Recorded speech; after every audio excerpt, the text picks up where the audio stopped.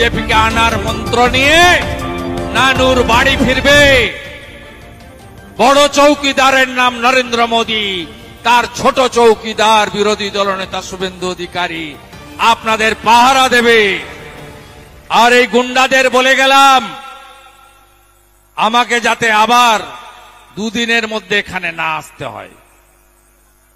একটা মেসেজ যদি আমি পাই, আমি কিন্তু দুদিনের মধ্যে আবার পৌঁছে যাব।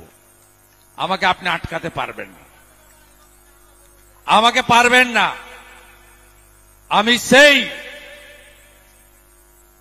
2009 সালে মঙ্গলকোটে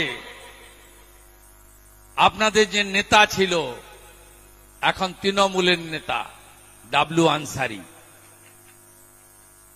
তাকেও আমি উচিত শিক্ষা দিয়ে গেছিলাম মঙ্গলকোটে। মঙ্গলকোটে এই লোকসভার মধ্যে অন্তর্গত। আমাদের এখানে সাপুড়ি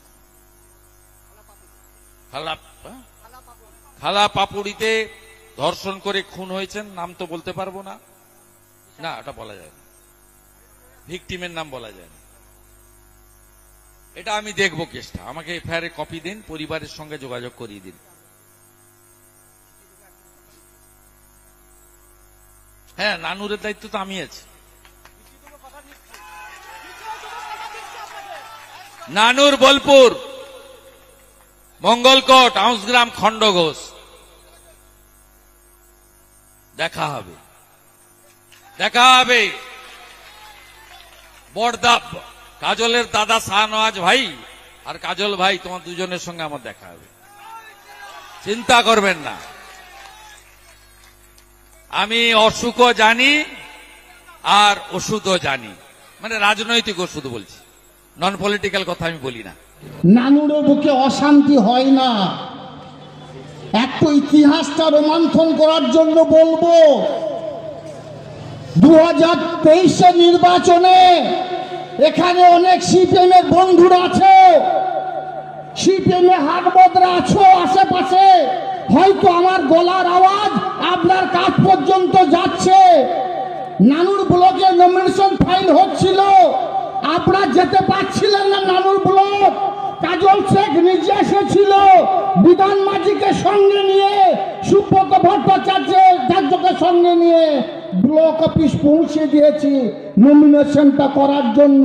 কারণ এটা গণতান্ত্রিক দেশ, গণতান্ত্রিক পদ্ধতিতে মানুষ নমিনেশন ফাইল করবে, লাইনে দাঁড়িয়ে ভোট দেবে, নিজের ভোট নিজে দেবে। সেটাকে আমরা প্রতিষ্ঠিত করতে পেরেছি মমতা বন্দ্যোপাধ্যায়, অভিষেক বন্দ্যোপাধ্যায়ের নির্দেশে। তাই নানুরে অশান্তি হবে না, আপনার মাথা ব্যথা হওয়ার কোনো কারণ নেই। নানুরের মানুষ শান্তির সঙ্গে আছে, নানুরের মানুষ আলাপের সাপেক্ষে নানুর বিধানসভাকে এগিয়ে নিয়ে যাচ্ছে। দাদা, আপনি বলেছেন আপনি নাকি নানুর বিধানসভার দায়িত্বে আছেন। 2024 নির্বাচনে আপনি কেন্দ্র বাহিনী দিয়ে ভোট করেছেন, প্রত্যেকটি পাড়ায় পাড়ায়, প্রত্যেকটি বুথে বুথে, প্রত্যেকটি ভোটারের পাশে আপনার বাহিনী ছিল।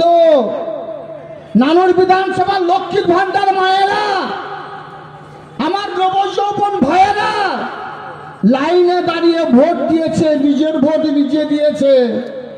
84,000 ভোটে আপনাদেরকে পিছিয়ে রেখেছি, লজ্জা লাগে না? এরপরে বলছেন আপনি নানুরের দায়িত্বে আছেন।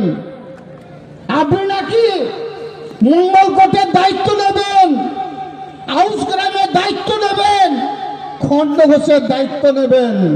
আজকের কিন্নারার বাটিতে মঞ্চে দাঁড়িয়ে কথা দিচ্ছি, আমাদের দলনেত্রী মমতা বন্দ্যোপাধ্যায়, তাকে আমি অনুরোধ করছি, অভিষেক বন্দ্যোপাধ্যায়কে অনুরোধ করছি, বীরভূম জেলার সঙ্গে সঙ্গে আমাকে 4টে বিধানসভার দায়িত্ব দেওয়া হোক। ওকে জামানা জব্দ করে ছাড়বো, ওকে আমি জামানা জব্দ করে ছাড়বো। নানুর বিধানসভার 24 নির্বাচনে 84,000 ভোটে লিড দিয়েছি। এরপরে মমতা বন্দ্যোপাধ্যায়, অভিষেক বন্দ্যোপাধ্যায় যাকে নমিনেশন দেবে নানুর বিধানসভা থেকে 1 ভোটানে জয়যুক্ত করবো তৃণমূলের ক্যান্ডিডেটকে। মঙ্গলকোট, আউসগ্রাম, খণ্ডঘোষের যারা ক্যান্ডিডেট হবে তারাও কমসে কম 50 থেকে 60,000 ভোটের ব্যবধানে তোমার ক্যান্ডিডেটকে পিছিয়ে রাখবে। উল্টো পাল্টা ভাট বকে লাভ হবে না। আমরা লড়াই করি, আমরা সংগ্রাম করি, আমরা 365 দিন মানুষের পাশে থাকি, মানুষের হয়ে কাজ করি। আর তুমি ভোটের বাজনা বাজলেই আসবে, এসে মানুষকে ভুল পথে পৌঁছানো করবে। মানুষ তোমার কথা শুনে নেবে, তোমাকে মেনে নেবে। নানুর তথা মঙ্গলকোট এরিয়ায় তুমি নাকি বলেছ মঙ্গলকোটের ডাবলু আনসারিকে তুমি নাকি উৎখাত করেছ। ডাবলু আনসারি কেতুগ্রাম, মঙ্গলকোট, লাভপুর, বোলপুর, নানুর, তাহলে এই বিধানসভাগুলো থেকে মিথ্যা মামলার মালাটা কাজল শেখের গলায় কেন পড়লো? তোমার গলায় কেন একটাও পড়েনি বন্ধু? ভাট বকারা যাও গা পাও নেই। এই কিন্নাহারে মাটি দেখেছো, তাও কিন্নাহার নানুরের মানুষ ছিল না। তুমি নিজের মুখে বলেছো 2000 লোক এসেছে।